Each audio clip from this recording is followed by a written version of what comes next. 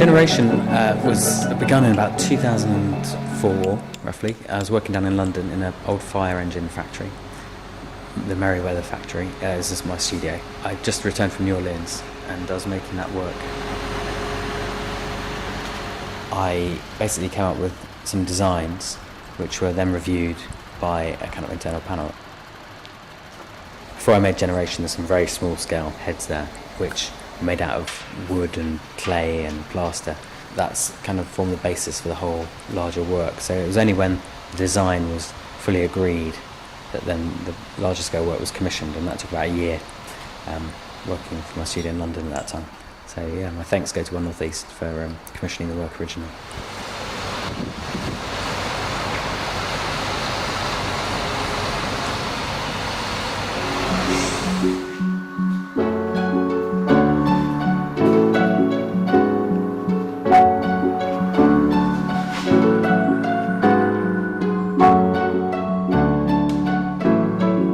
I was kind of interested in the sort of utopian ideals that grew up around all this geometry, and it was like a distillation of 3,000 years of mathematics and these simple triangulated three-dimensional curves. I'm also interested in the way that we're constantly reinventing the way we describe ourselves through technology.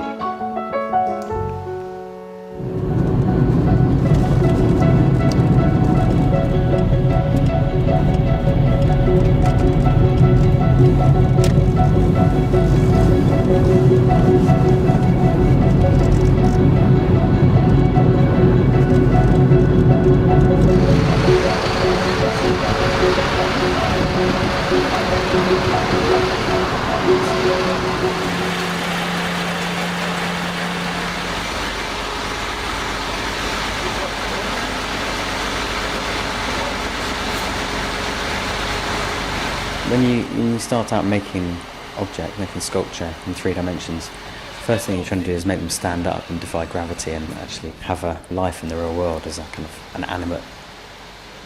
And the first sculptures I made probably used wire and wax, and but over the years I've started to make work for sites outside and sites in the real world, so they've got to kind of be pretty robust. So for that reason I started to use metals, kind of more heavyweight, serious sculpture materials, which are kind of like historically have been used a lot in sculpture, but hopefully I mix that with a kind of contemporary view on what it is to look at ourselves as human animals.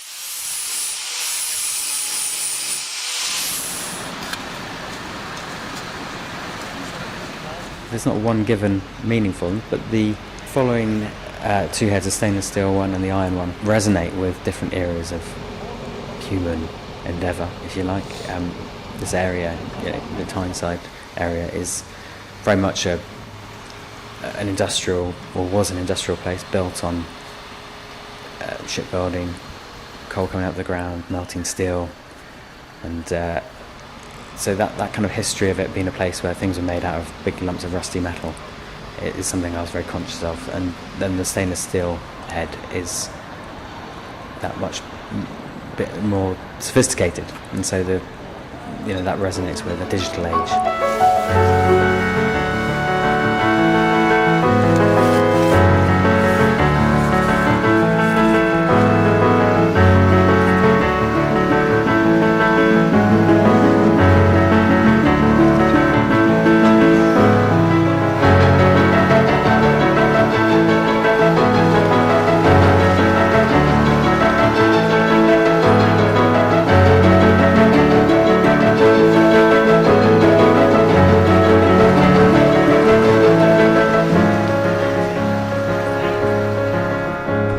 It's strange to be invited back to the place you studied. It's a bit like going back to school. You've kind of been away for 10 years.